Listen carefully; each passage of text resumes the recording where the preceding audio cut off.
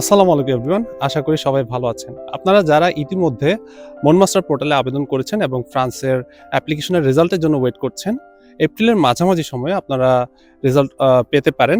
কিন্তু অবশ্যই মনমাস্টার পোর্টালটি regular check করতে হবে, কারণ অনেক সময় দেখা যায় কি ইমেলে আপনার নোটিফিকেশন নাও আসতে পারে। সেক্ষেত্রে মনমাস্টার পোর্টালে রেগুলার চেক করে দেখবেন যে আপনার অ্যাপ্লিকেশনের স্ট্যাটাসটা কী। এর পাশাপাশি ধরুন আপনি অফার লেটার পেয়েছেন কোন একটা ইউনিভার্সিটি থেকে, আপনার পরবর্তী গুরুত্বপূর্ণ টাস্ক হচ্ছে ক্যাম্পাস ফ্রান্সের সাথে যোগাযোগ করা। অর্থাৎ আপনার ক্যাম্পাস ফ্রান্স বাংলাদেশের যে অফিসিয়াল ইমেলটি আছে তাতে আপনার অফার লেটার সহ, সিভি সহ যাবতীয় এডুকেশনাল ডকুমেন্ট আপনি সাবমিট করবেন একটি অ্যাপয়েন্টমেন্টের জন্য। এর পাশাপাশি আরেকটি গুরুত্বপূর্ণ বিষয় হলো অ্যাকোমোডেশন। ফ্রান্সে অ্যাকোমোডেশনের ক্ষেত্রে গভর্নমেন্ট বা ইনস্টিটিউট থেকে যে হাউজিং প্রোভাইড করা হয় তাকে বলা হয় ক্রুজ।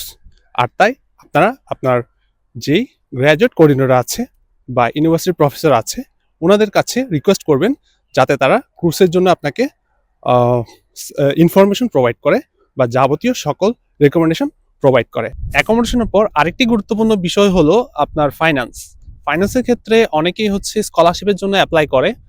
বিশেষ করে এই সময়টাতে অনেক ইউনিভার্সিটি আইডেক্স প্রোভাইড করে, পাশাপাশি গ্র্যাজুয়েট কিছু স্কলারশিপ আছে, এছাড়াও ইউনিভার্সিটি বেসড কিছু ফান্ডিং আছে। এই স্কলারশিপগুলো ফুল ফান্ডিং না হলেও কিছুটা পার্শিয়াল কাভার করা হয়, যেখানে আপনার টিউশন ফি হয়তো বা কাভার হবে, বাট আপনার লিভিং কস্ট কাভার নাও হতে পারে। তো এই সকল স্কলারশিপের ক্ষেত্রে হবে কি আপনার পার ইয়ার যে কস্টটা সেটা দেখাতে হবে মাইনাস আপনার স্কলারশিপের অ্যামাউন্ট দেখিয়ে আপনাকে 1 বছরের টোটাল কস্টিং শো করতে হবে। তো এক্ষেত্রে যারা হচ্ছে কি 1 বছরের অফার লেটার পাবেন তাদের 1 বছরের দেখালে চলছে, যারা 2 বছরের পাবেন তাদের জন্য 2 বছরেরই কস্ট দেখাতে হবে। অনেকের হচ্ছে কি 250 ইউরো টিউশন ফি থাকে, আবার অনেকের হচ্ছে কি 3770 ইউরো থেকে শুরু করে 5000 6000 ইউরো টিউশন ফি হয়ে থাকে। সো এক্ষেত্রে যদি আপনার একটি স্কলারশিপ থাকে সেটি আপনাকে অনেকটা সাপোর্ট দিবে ভিসা অ্যাপ্লিকেশনের ক্ষেত্রে।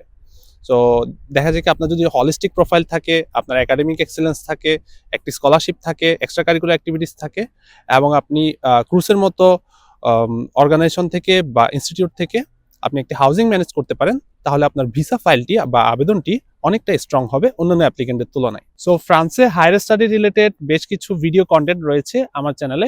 আপনারা একটি কমপ্লিট প্লেলিস্ট পেয়ে যাবেন হায়ার স্টাডি ইন ফ্রান্স নামে। এর পাশাপাশি আপনারা ফ্রান্সে IDEX scholarship, Eiffel scholarship, Grenoble INP foundation scholarship নিয়ে কমপ্লিট ভিডিও টিউটোরিয়াল পেয়ে যাবেন। পাশাপাশি রয়েছে বেশ কিছু আবেদন প্রক্রিয়া রিলেটেড ভিডিও। এছাড়াও আমরা শুরু করেছি higher study related preparation course এবং মেন্টরশিপ প্রোগ্রাম, যা আপনারা নিচে দেওয়া ওয়েবসাইটটিতে ভিজিট করলে পেয়ে যাবেন। সো দেখা হবে পরবর্তীতে অন্য কোনো ভিডিওতে বা অন্য কোনো শর্টসে। ততদিন পর্যন্ত ভালো থাকবেন, সুস্থ থাকবেন। আল্লাহ হাফিজ।